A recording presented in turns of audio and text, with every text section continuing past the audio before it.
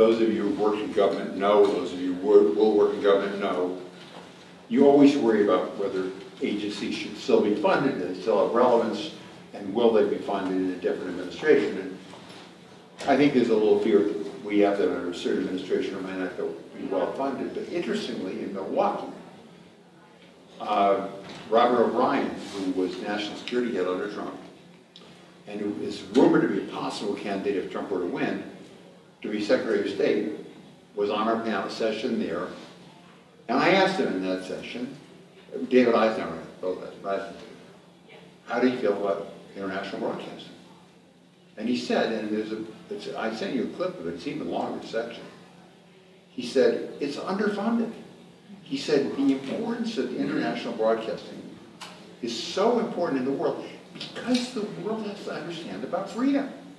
They've got to know the story of what happens in this country and in free countries around the world. Right, and I would say the piece of that, which I would emphasize just in my minute or two, is that the major adversaries of the United States and the world today, countries like China, Russia, they are all in on a highly effective, highly strategic approach to information, right? They are, I think the Chinese government, by an estimate I saw, has put $10 billion into this. You know, the annual budget of USAGM is a little less than $1 billion.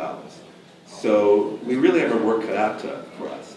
But I think the great thing about the VOA is that we are not propaganda outlets. We are straight news. We are about fact-based information. And the way we combat... including, if the news is unpleasant, yes, you tell it. Yes, we do. And that's what sometimes people don't always understand that. But I think that's one of the reasons for our credibility. When we do our listenership surveys around the world, one of the things that's very interesting is that VOA has a high level of trust from people who watch or listen or read VOA in places like Iran and elsewhere. So I think VOA, my major point and my goal is to really strengthen VOA as a really important United States asset for countering that global spread of disinformation. We at Robert F. Kennedy Human Rights, we really focus on civic space. So civic space is the ability, in short, to criticize your government without fear of persecution. And if you look at the changes that have happened around the world, major changes in the last 40, 50 years. Think of 40 years ago, all of Latin America was under right-wing military dictatorships. Today, there's not one left standing. All of Eastern Europe was under communism. Today, there's not a communist leader left. South Africa was at the height of apartheid. Women's rights was not on the international agenda. Environmental activism was, Al Gore and a small group of people. All of those changes happened not because governments or militaries or big multinational corporations want them to. In fact, all those huge forces tried to stop them. But they happened because small groups of determined people harnessed the dream of freedom and used civic space to create change. Civic space today is under attack like it's never been in history. It's happening in our country, it's happening across Europe, and it's happening around the world. Journalists, opposition political figures, human rights defenders are under attack. They're being imprisoned, tortured, sentenced to death, threatened with death like never before. And marginalized people who are creating change in their countries, indigenous people who are trying to stop mining on their lands, women's rights activists who are trying to stop femicide, LGBTQ activists, all are being targeted because they are engaged in civic space. They're exercising their right to free expression, to organizing, to association, to try and create change. So that's what RFK Human Rights is in the middle of. I would just say it can be challenging. People and countries are questioning our democracy. Many would argue that China does that especially well. Russia has done that for a long time, not always especially well, but of course is a leader on disinformation and telling lies throughout the world, including countries we need to be involved in, like the Sahel in West Africa, where I started my career. I still think we have a really good story to tell on democracy, and I'm happy to talk more about that. But you know, even in one of our darkest days on January 6th, 2021, the institutions held, and it did not. What happened on January 6th was not a proud moment for any of us, but the institutions held. And the people who were clerking in the halls of the Capitol, they did what they needed to do to bring back those boxes. The members of Congress did what they needed to do to record their votes.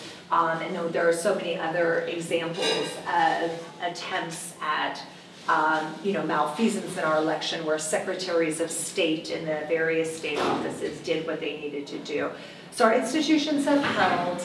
I, as a diplomat, have to be always optimistic that they will continue to hold. But we have a great story to tell around the world, and whether it's in sub-Saharan Africa, where I've spent a lot of time, or my most recent trip in this role, traveling in East Asia Pacific, where we're especially focused, a new kind of outreach, or I should say strengthen, not new, strengthen outreach to the Indo-Pacific. People really look up to our democracy. They would much rather work with us than the PRC, certainly than Russia. That doesn't mean they're always going to choose us, because when it's an economic or a security argument, if we don't give them what they need, we are at the risk of losing them, as we've seen 3 West African members leaving ECOWAS, etc. But I think we still have a good story to tell, and I think when we get outside of the Washington bubble, or shall I say, the big city American bubble, we get to some of these far-flung places where they are under attack by China, Russia, others. We are still absolutely the partner of choice. It's because of the government, but it's also just because of the strength of our people, our NGOs, our human rights organizations, all these wonderful, heroes of democracy. VOA is one tool in the toolbox, right? And there's the State Department as a whole global engagement center, other U.S. agencies. So I kind of actually agree with you. In some cases, the answer is not going to be VOA, but I think that VOA can be the answer in some markets, and I think at the end of the day, people are going to trust information that's seen as independent and reliable. And I don't think at the end of the day, some of the other places that you're mentioning are going to produce that. So I have a belief in that, in the power of that. But I would never say that the VOA is the only tool in this. There are other tools of U.S. soft power that they need to be activated, and I think it needs to be a government-wide effort.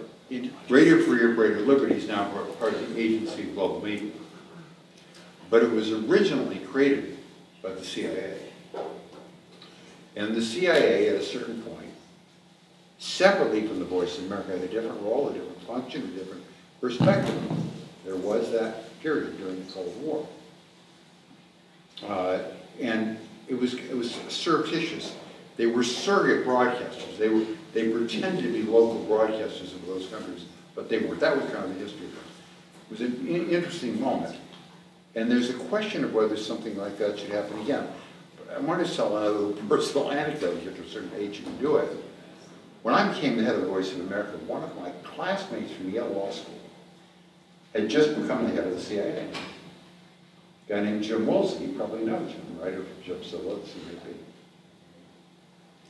Jim Woolsey had just become the CIA, and Eileen and I saw him at a dinner party. And I said, Jim, let's get together.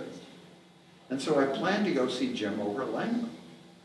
And then I realized I can't go see Jim at Langley, because the image would be, even though I was going to see an old friend, that there was some connection between the Voice of America and the CIA. You cannot have that. And I don't know whether in today's world we can keep that distinction. But while I agree with you that, and I do think, we need to be playing the role that George is talking about, one of the really important things about it, how do you impact not just having an image, reality, but also the image that VOA itself is an institution of total integrity.